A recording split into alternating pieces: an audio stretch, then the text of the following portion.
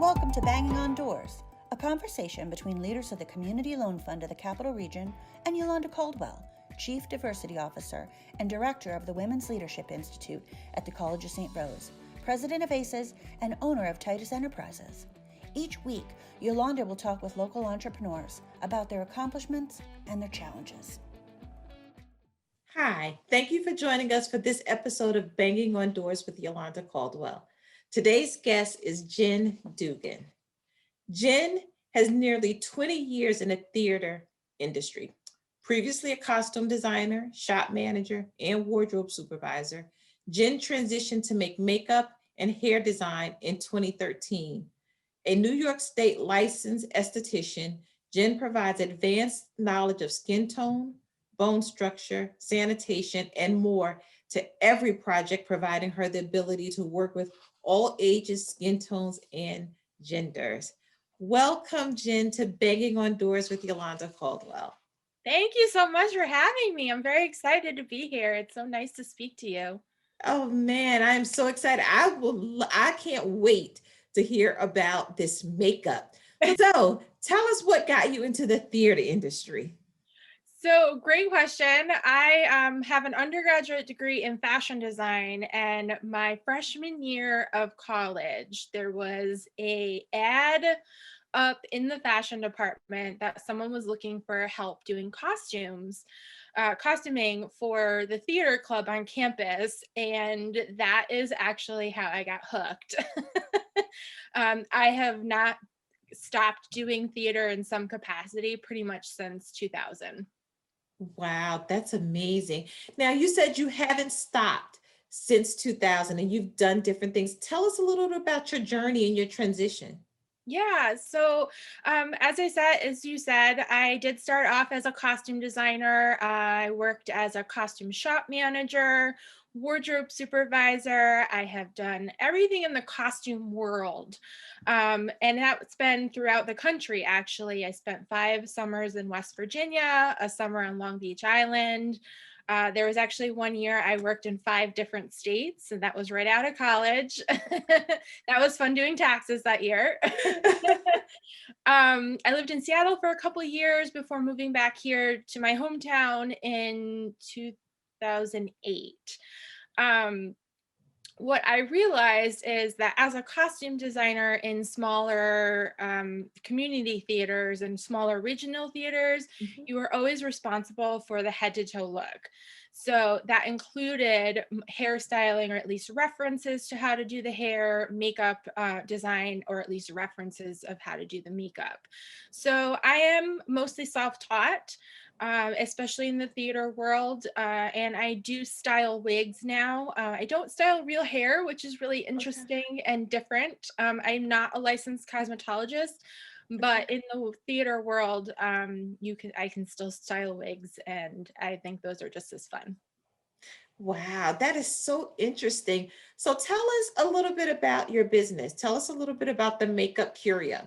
Yeah, so the Makeup Curio was established in 2016 out of my house.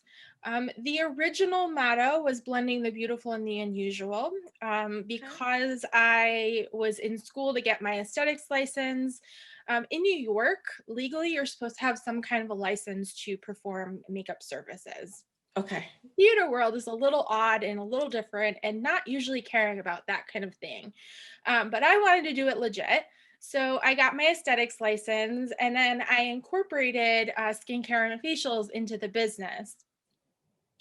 I'm kind of known as pivoting and a pivoter, and a person who adapts the business quite not frequently, but enough that when I have to assess when something might not be working. And so I recently actually just relaunched the Makeup Curio as a theatrical business exclusively. I closed the spa and beauty side down. And my new motto is creating characters for stage. Wow. Now, let's stay there for a minute. You're a pivoter.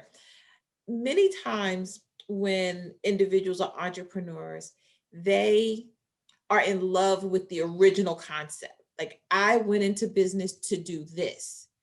and some are not able to pivot. They're not able to see the trends and ride the waves and make the change. Um, Yeah, Exit that's stage fair. left, that type of thing. They're not able to do that. Tell me, what is it about you as an entrepreneur that gives you the ability to pivot, and what advice would you give an entrepreneur who's yet to learn that skill?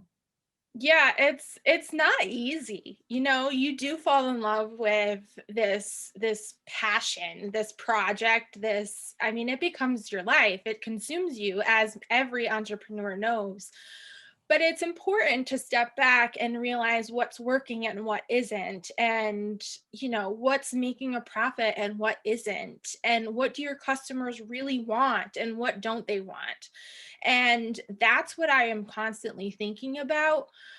Also, in this relaunch, I honestly, this goes back to my true roots. So, um, locally, I am known as a theater makeup artist, and it was a really tough haul trying to put myself out there as an esthetician. Okay. I do think that that journey has helped me become a better makeup artist, and in the theater, and even just being able to interact with all sorts of people, I think that that's helped a lot. So my advice would be to step back and look at what you're doing and what is working, and what are you truly passionate about, because sometimes you're chasing the wrong things. And that is also something I realized, but I had to step back to do that. Thank you for sharing that. Tell us a little bit about your relationship with the Community Loan Fund and ACEs. Yeah, so the Community Loan Fund has been a huge asset to me, both financially and emotionally.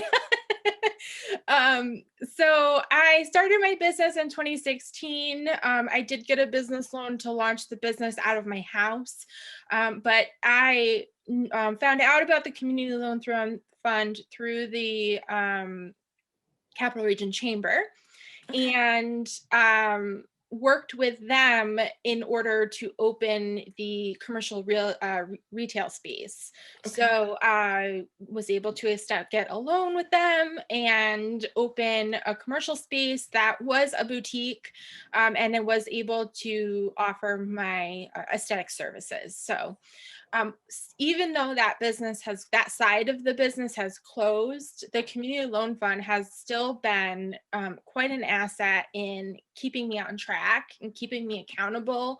I always say that that's the best thing that any small business entrepreneur could really get from them, is that accountability. That's very interesting. And thank you for sharing that. A lot of people, when they think of the Community Loan Fund, they do think of loans, they think of entrepreneurial training. I don't know if they think of accountability as a partner. And you're sharing that the Community Loan Fund showed up for you as a partner. And that's impressive. Thank you for sharing that. And I hope someone who's watching understands that there's additional services and support that the Community Loan Fund and ACEs offers. Yeah, definitely. That's really, I mean, especially when you're working by yourself and you have to juggle every single aspect of a business, marketing, customer research, finding, all the bookkeeping and that end of things. I hire people out for some of the bookkeeping, but I do most of it myself, until I'm to the point where, no, I'll pay someone to do that. But to me, if it's something that I know that I'm capable of doing, I'd rather do it. That way I know what's going on the back end as well. Mhm. But I love being able to get that email every once in a while from my loan officer and be like, hey, how you doing? Just checking in. We haven't talked in a while. Is everything okay? What's going on? And then, sending in my financials. And really, honestly, if I didn't have to send my financials in every quarter or every 2 quarters, but really quarter, I would it would probably I wouldn't do it for probably a whole year. So, and then That's it backs up. so, someone someone is watching and someone is trying to figure out what to do next, what advice would you give them? Listen to your gut. Mm, Honestly, that's number one. And then the other thing would be is to also do your research. I also feel like I do a lot of research, but when it's time to go, it's time to go. But I also have done the research to make sure that it's the right choice. Um, I'm a go-getter, so it's like whenever I want something, but I also want to make sure it's the right thing I want. So um, and use your network and use your resources that are people around you. You know, if you're looking for help somewhere, just shout out to the world, because it's not easy to ask for help, but people want to. so I think the advice that you provided is very valuable, and a young entrepreneur is definitely going to hopefully adhere to what you just shared, to ask for help. And you've talked about how the community loan fund has helped you. What would you say to the investors? One of the aspects of community loan fund is that the money that they're able to loan out comes in from individuals who are investing. What would you say to investors? I always say thank you, like hugely, hugely thank you. I love that the Community Loan Fund actually highlights some of their investors on social media and in the newsletters. And anytime I see one, I try to say thank you, because it has gotten me this far. And I know I'm just a solo entrepreneur, but I do work in the arts, and the arts are really important. So that makes my business important. You know, I work with a lot of students and kids mostly. Um, and what I can provide because of the investment from the community loan fund, it's not just for me, it's for them too. So the investment goes past you, it goes directly into the community even more. So I think you're more than just an entrepreneur. I think you're a conduit to good. You're providing some, That's a great analogy. It really is. And yeah, I've thought about it like that, but not really at the same time. So thank you. That's nice that's something to keep in mind moving forward. yes, yes, it's important to know your worth and understand what you're also giving back as you pursue your career and Mhm. your entrepreneurial journey, is that others, the business that you're in, you're servicing the greater community and demonstrating something to our youth. Speaking of that, tell us a little bit about those programs that you do for youth. Yeah, so in my relaunch that just happened actually this month, I'm really focusing on three different aspects of the business and theater. The first one, I created and I offer a theatrical makeup intensive course. It is something that I created based on a college level academic course, condensed into 2 days. It is available for anybody over 16. However, I am starting to reach out to youth theaters around the Northeast that I could offer a special class just for them for ages 13 to 18.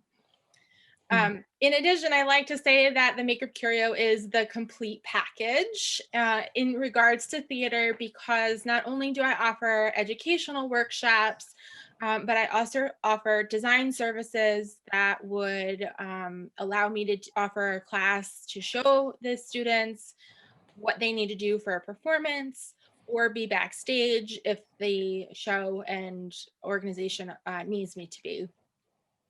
And then the other aspect of the business is wig rentals. So I recently did my inventory and I actually have 80 wigs right now, and it's Wow. growing. I just ordered more for a show, which is very exciting. I wouldn't believe it that I have that many, but I do. um, and yeah, I realized that, I have some of the costume wigs are just awful. And with the professionalism that I bring to any production, I think people really understand that they do want better quality things, but most of the schools, because I do work mostly with schools, they don't have a place to house them. They don't have someone to take care of them. So I think I realize it's important for me to invest in better quality wigs that then they get to use and they see what these better quality wigs actually look like. So so that's that's the business that I really am the complete package. And then I'm also an authorized retailer for Graftobian Makeup Company, which offers beauty, theatrical, special effects makeup for sale. Amazing. So Jen, you did this relaunch and you're doing some new things. Can I ask a question? How does diversity and the diversity in skin tones play into the Makeup Curio? No, that's a great question. And I have been thinking about that a lot. And inclusion is a core value of mine personally and of the Makeup Curio.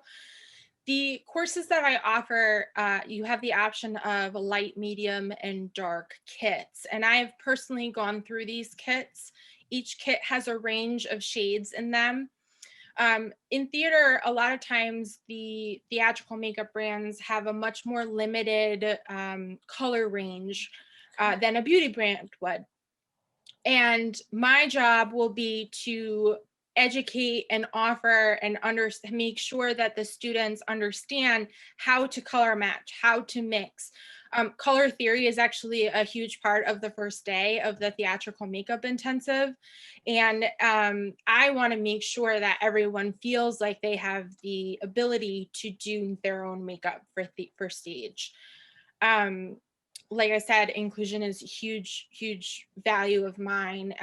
All age ranges, all genders, all skin tones. I have done skincare on all skin tones, and I've done beauty makeup on a full range of skin tones. So it is important to me to make sure that nobody feels like they can't take a course just because they might be a different shade. Thank you. I appreciate you answering that. Yeah, no problem. So, Jen, what do you need to take your business to the next level? Oh my goodness. So, interesting enough, I haven't told a lot of people this, but my goal this year is actually to go national. So I have been collecting leads and sources of youth theaters and small community theaters and small colleges from around the country. So the next step with that is getting the word out and people knowing that the Makeup Curio exists, and that the theatrical makeup intensive course is valuable. In creating this new course and this rebrand and really focusing and refining the services that the Makeup Curio offers, I really realized that hair and makeup is often overlooked in theater. It's one of the last things ever thought about. But it's really important. Just as much as putting on a costume can transform an actor, putting on makeup will also do that. So especially think about the fact that, there's modern plays and musicals out there where someone might be actually wearing their own clothes for their character, but if you do makeup on yourself and you maybe change your eyebrow shape or you're adding some freckles, then that's really changing your character, changing yourself into your character. And this goes for all genders. And of course, the most resistance I get is from males. But I think anybody who's really looking to be professional or add that professionalism to themselves will understand the value of the courses I offer. Wonderful. So Jen, I want to thank you. I want to thank you so much for taking the time and joining me on today's episode of Banging on Doors. Thank you so much for having me. This has been a great conversation, and thank you to the Community Loan Fund and ACES and the College of St. Rose as well. Well, thank you so much for saying those thank yous. I don't have to. Thank you to our customers for joining us for this episode and our conversation with Jen. And she's already thanked our sponsors, but I'll do it again because we wouldn't be here without them. Thank you to the Community Loan Fund, the Albany Center for Economic Success, and the College for St. Rose. We hope you have some new insights so you can go from banging on doors to having customers bang on your door.